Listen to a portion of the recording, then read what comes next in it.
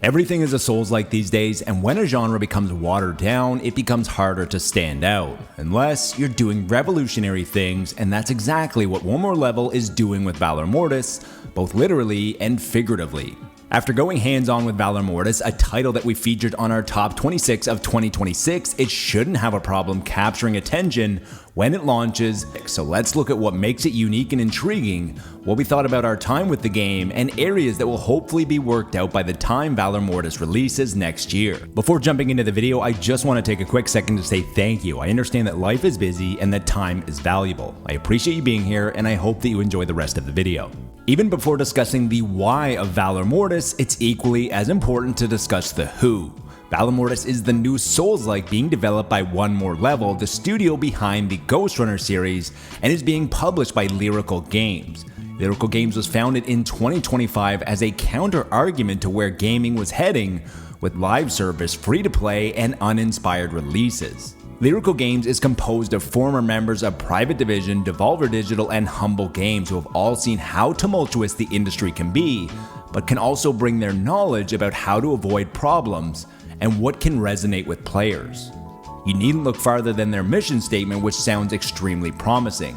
We are not building a live service, a billion-dollar empire. We are not chasing quarterly earnings. We back exceptional games. It wasn't long ago that the easy way to market your game was to say it had RPG elements. This has now been replaced by the flavor of the week, which is From Software style games or Souls-likes. The problem is, too many games borrow the moniker with only a slight resemblance. Valor Mortis is the definition of a Souls-like with textbook examples. Instead of souls to gain and lose, you collect blood catalysts, lanterns to rest at, upgrade skills, but also to respawn enemies. An extremely high level of difficulty, grotesque and larger than life bosses, stamina-based battles that are punishing but fair, combat that requires proper timing and patience, dark and oppressive worlds with interconnected designs, and just about everything else that you would expect in a From Software title. However, after being fortunate enough to get an invite to the playtest and spending a few hours with the game, it's clear that Valor Mortis is much more than just another Souls-like. The most obvious difference is the first-person perspective, as Valor Mortis continues with studio strength,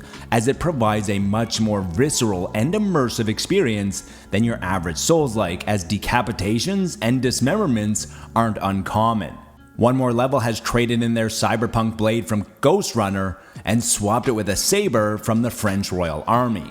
There is a noticeable difference in speed, as Valor Mortis uses a slower and more methodical approach to combat. Since we already know that the studio knows how to craft a visceral first-person experience, the more compelling aspect of Valor Mortis is the backdrop for the experience. In Valor Mortis, you play as a young British soldier named William who got swept up in Napoleon's promise to free Europe from the monarch rule. In support of this, William left the United Kingdom to join Napoleon's army and fight for the cause.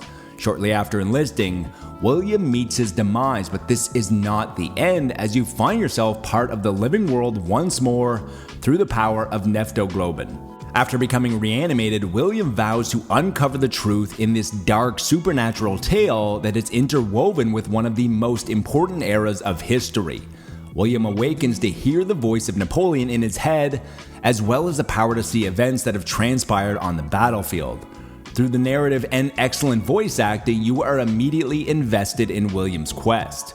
Why is he immune to this plague that's spreading across Europe? What conspiracy lies underneath all of this death, and what does William have to do with it all? That mysterious substance Neptoglobin that is spreading across the lands is corrupting loyal soldiers, but instead of turning you into an atrocity, it has provided you with a new lease on life, as well as supernatural abilities.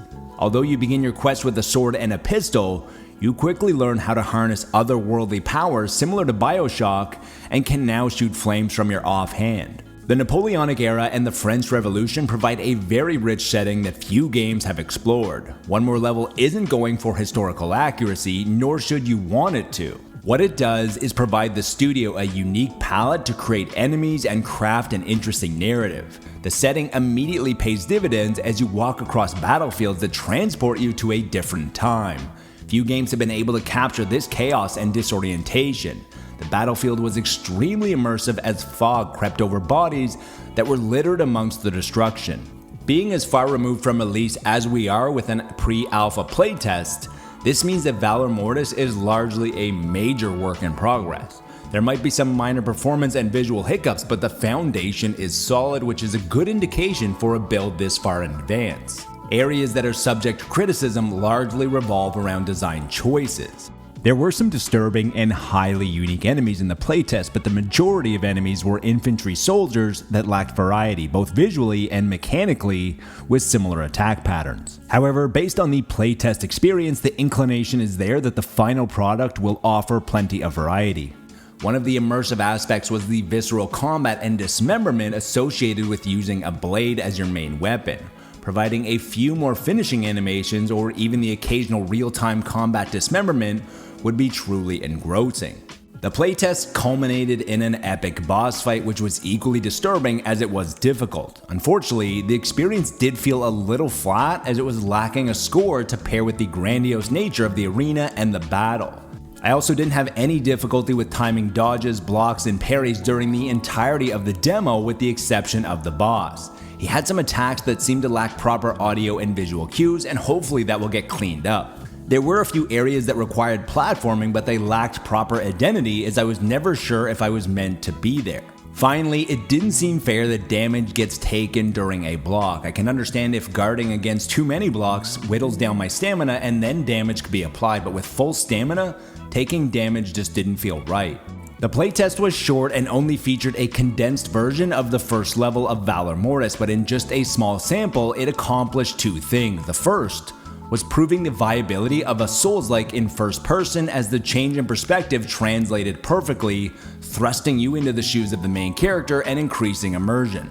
The second was establishing originality as Valor Mortis blends the line between fact and fiction by setting the experience against a Napoleonic backdrop, which is a very interesting and important part of history.